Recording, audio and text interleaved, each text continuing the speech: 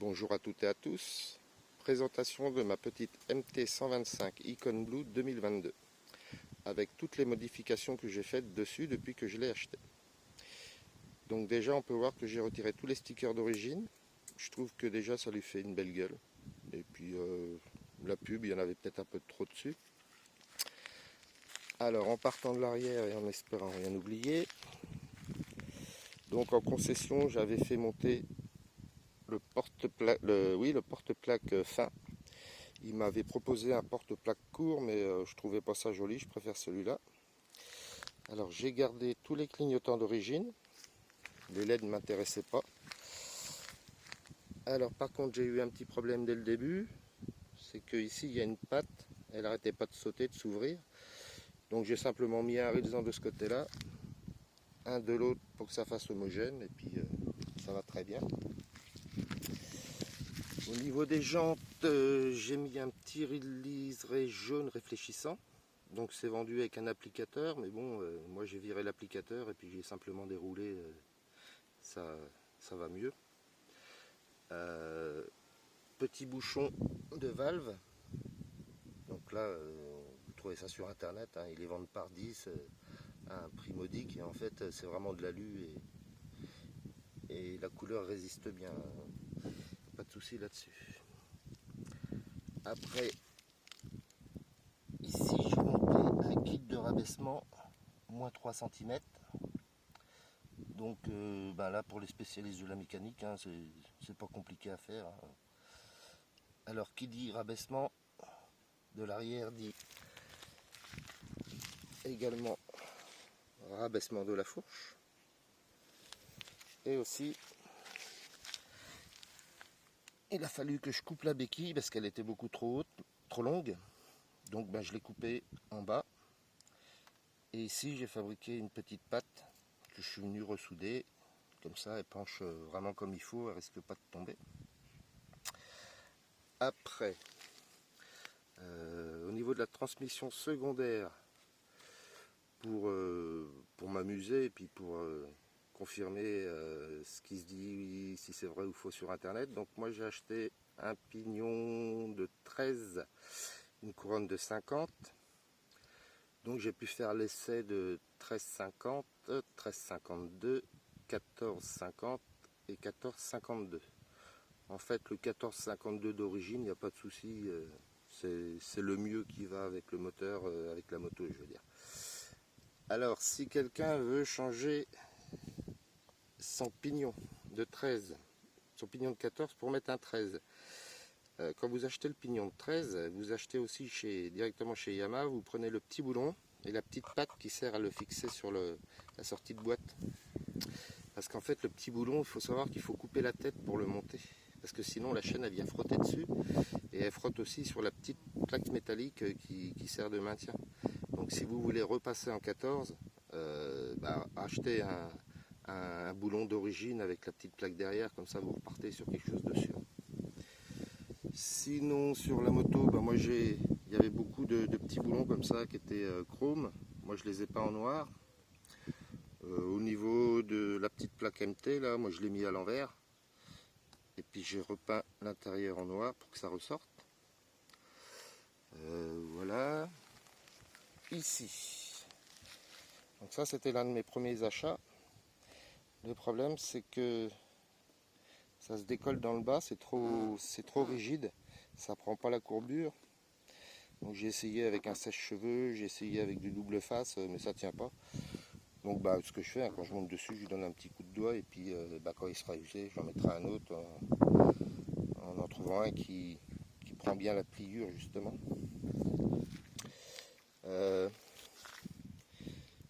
Ici j'avais fait une vidéo pour vous montrer que j'avais monté les feux de détresse. Le petit bouton que j'avais acheté à l'époque, en fait il résiste pas du tout à l'eau, hein. Première pluie, ça fonctionnait plus. Donc j'ai repris un comme ça, donc il est tout alu. Moi j'ai imprimé une petite pièce en 3D comme ça à l'intérieur c'est bourré de silicone pour vraiment étanchéifier. Et puis je l'ai fait pencher vers le bas, comme ça s'il pleut, Au moins, si c'est pas trop étanche, l'eau elle peut pas rentrer dedans. Mais pour l'instant, j'ai pas eu de problème, donc ça a l'air de bien fonctionner. Après, ici j'ai viré les grilles, parce que les grilles en fait, ça sert à rien, étant donné que la prise d'air elle se fait pas ici. Et puis pour donner un petit look sympa, j'ai imprimé pareil en 3D des petits trucs à mettre sous les vis, ça ressort bien. Là j'avais mis, parce que moi j'habite en pleine campagne, j'avais mis un sifflet anti-gibier. Donc il y en avait beaucoup qui se plaignaient que ça collait pas, machin. Moi depuis le temps que je l'ai collé, il a jamais bougé. Bon après il faut pas mettre un coup de Karcher dessus, mais bon.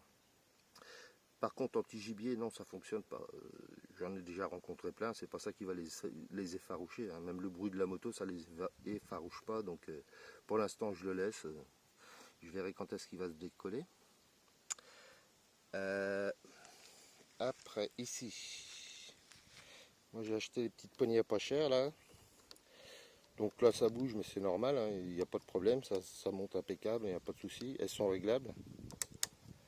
C'est ça qui est bien, parce que par rapport aux poignées d'origine, elles sont pas réglables. Le seul souci que j'ai eu c'est avec la poignée de frein. Donc la poignée de frein, ici la petite plaque blanche, moi c'est une plaque que j'ai rajoutée et collée sur la poignée que j'ai rachetée. Parce que juste derrière, là, il y a le contacteur de frein, justement. Et en fait, il était dans le vide. Donc le frein, il était tout le temps allumé. Donc moi, j'ai juste recollé une petite plaque comme ça. Et puis, en fait, elle n'a jamais bougé. Après, alors, un truc que je trouvais embêtant dès le début, c'est ça. Donc moi, pareil, j'ai imprimé une petite pièce en 3D. Je la glisse comme ça. Voilà. Et puis la poignée, elle bouge plus. Alors j'ai été aussi embêté, c'est avec la poignée, c'est que moi, je débute en moto, hein, j'ai que 2000 km au guidon. Donc en fait au début quand je tournais la poignée, en fait elle allait beaucoup plus loin et ça me cassait le poignet, c'était pas confortable. Donc je vais pas vous le montrer parce que c'est un truc de sécurité. Ah, un copain qui passe. Donc comme c'est un truc de sécurité, je vais pas vous le montrer pour éviter que des personnes qui essayent de le reproduire et s'ils se trompent, qu'il y ait un problème avec le câble et puis qu'ils se cassent la gueule. Donc ici à l'intérieur, moi j'ai mis un système en impression 3D, ce qui me permet de gagner 5 mm sur la course. Et là aujourd'hui, j'ai plus de problème d'avoir le poignet brisé, enfin cassé tout le temps quand j'accélère. Après, à ce niveau-là, il y a deux trous d'origine. Donc ici en impression 3D, j'ai fabriqué une petite pièce comme ça. Donc le plan il est un petit peu compliqué, mais une fois qu'on en a un, c'est facile, puisqu'en impression 3D, il suffit de faire un effet miroir et on a le second. Et ici, j'ai, avec le petit cache, là, il y a une ampoule LED rouge qui est raccordée au ventilateur de refroidissement. Ce qui fait que quand il s'allume, ça s'allume en rouge ici. Et moi, je sais que le ventilateur il tourne. Et puis, quand ça reste allumé trop longtemps, disons que j'enlève du gaz, histoire qu'il s'étienne et puis que ça refroidisse un peu. Et ici, donc j'ai mis, pareil, en impression 3D, j'ai fait un petit cache avec les connexions à l'intérieur. Comme ça, si le LED il grille, je suis raccordé ici. Et puis je peux le changer sans avoir à retirer le fil directement du ventilateur. Après, sur l'avant, donc d'origine, quand je l'ai acheté, j'avais fait monter les petits sauts de vent là. Et puis en fait c'était juste esthétique, hein, je trouvais ça joli. Et après j'ai voulu mettre quand même une bulle. Donc j'ai cherché sur internet la plus grande que je pouvais trouver, parce que il y en a, ils sont toutes petites, donc c'est vraiment esthétique et il n'y a pas d'utilité. Donc j'ai trouvé ce modèle. Et donc j'ai changé les vis de fixation. J'ai mis juste des vis poiliers plus longues, ce qui me permet de monter à la fois les sauts de vent et la bulle. Et en dessous la bulle, il y a encore des... J'ai mis des vis ici déjà entre le saut de vent et la bulle pour écarter, pour pas que ça touche. Et entre la bulle et la fixation qu'il y a dessous, il y a encore des rondelles. Comme ça écarte et ça touche pas au compteur. Bah, ma foi, c'est quand même bien efficace. Alors pourquoi il y a un trou ici? Donc c'est d'origine, hein. Bah, c'est juste que quand vous vous couchez sur la moto, bah, vous avez le casque qui est juste derrière là. Ce qui fait que vous avez la visibilité et puis l'aérodynamisme il passe vraiment au-dessus du casque. Bon, moi je trouve que ça y fait une belle gueule, hein. Ça reste hyper naked, il n'y a pas de problème. Moi ça me plaît bien. Donc qu'est-ce que j'ai changé aussi ici? En dessous, j'avais voulu démonter toutes les vis pour avoir accès aux ampoules. Et en fait, quand on les remonte, comment dire, faut vraiment pas forcer, sinon on casse les pattes à l'intérieur. Donc j'en avais cassé une. Je l'ai recollé, donc il n'y a pas de souci. Par contre, j'ai fait des petites cales comme ça en impression 3D. Ce qui fait que ici, quand je revisse, je viens me serrer contre cette partie-là. Et je risque pas de casser la patte qui est derrière. Voilà. Sinon, pot d'échappement, il est d'origine, hein.